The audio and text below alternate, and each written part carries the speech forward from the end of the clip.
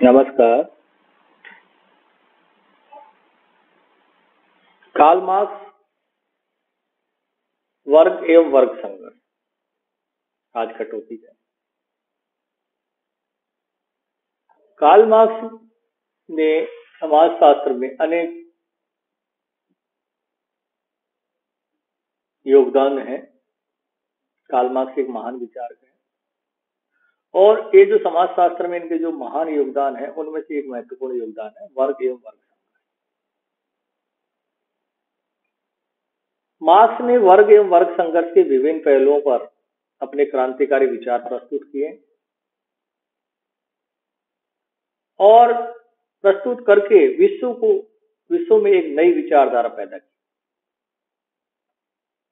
Marks समाजशास्त्र में वर्ग एवं वर्ग संघर्ष का अध्ययन सामाजिक संरचना एवं परिवर्तन को समझने के लिए आवश्यक है। जब तक हम वर्ग एवं वर्ग संघर्ष का अध्ययन नहीं करेंगे तब तक हम हमारा जो सोशल स्ट्रक्चर है या सोशल चेंजेस है उसको हम पूरी तरीके से नहीं समझ सकते। तो यहाँ पर कार्ल मार्क्स के वर्ग और वर्ग संघर्ष से संबंधित जो विचार हैं उनके अध्ययन की जो पूर्व परिभाषाएं हैं या पहले हमने इसके बारे में थोड़ी बहुत चर्चा कर चुके हैं, फिर भी हम इनमें कह सकते हैं यहाँ पर जो अध्ययन के जो पूर्व वर्ग को परिभाषित किया और वर्ग की विशेषताएं, वर्ग विभाजन के आधार, वर्ग निर्धारण के आधार, ये सब चीजों का अध्ययन किया जाएगा।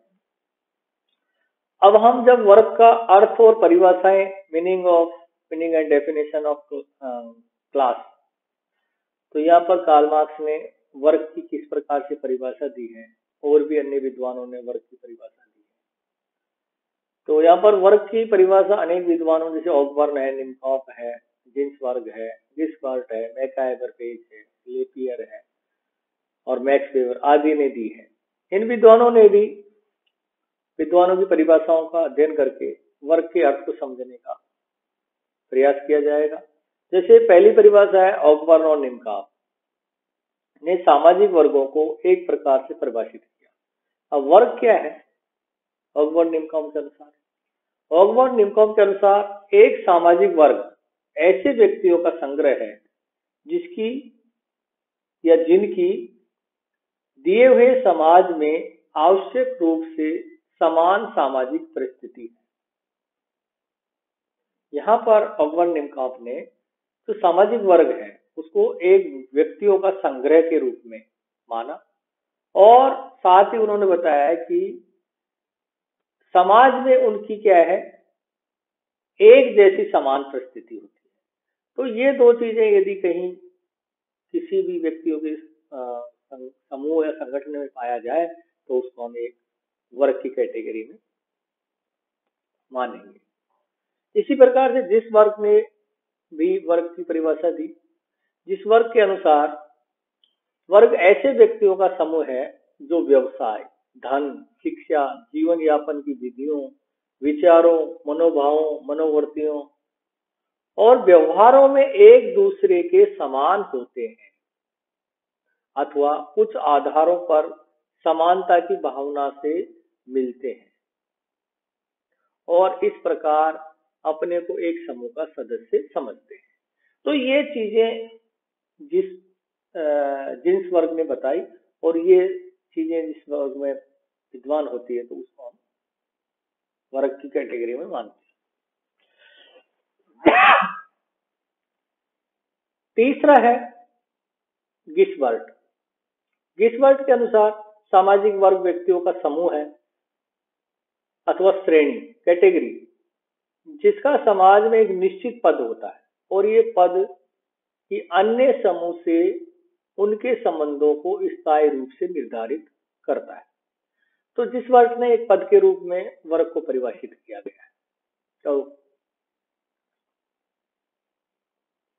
इसके बाद में मैकाइवर-पेज के अनुसार हम जब वर्ग की बात करते हैं तो मैकाइवर-पेज ने वर्ग के बारे में बताया कि एक सामाजिक वर्ग समुदाय का वह भाग है जो सामाजिक परिस्थिति के आधार पर शेष भाग से अलग कर दिया गया है।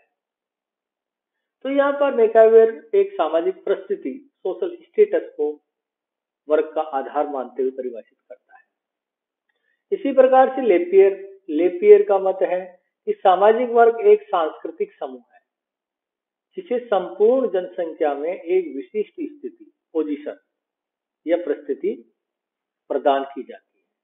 तो यहाँ पर सांस्कृतिक समूह के रूप में लेपियर ने और एक विशिष्ट पोजीशन के रूप में लेपियर ने वर्ग को परिभाषित किया है।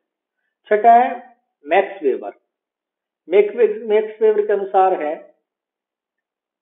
एक समूह तब तक वर्ग कहा जा सकता है, एक समूह तब तक वर्ग कहा जा सकता है जब तक कि उस समूह के लोगों को जीवन के कुछ अवसर समान रूप से प्राप्त हो, जहां तक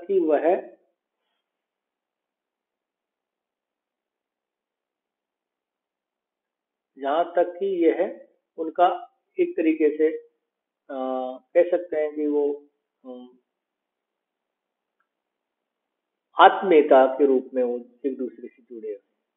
तो मैक्स वेबर ने इसको इस प्रकार से इसको परिभाषित किया है कि इसको एक समूह के रूप में वर्ग को इन्होंने एक ग्रुप के रूप में वर्ग को परिभाषित करने की कोशिश की है। अब यहाँ पर हम मार्क्स के द्वंद्वात्मक भौतिकवाद की विशेषताओं को हम देखेंगे।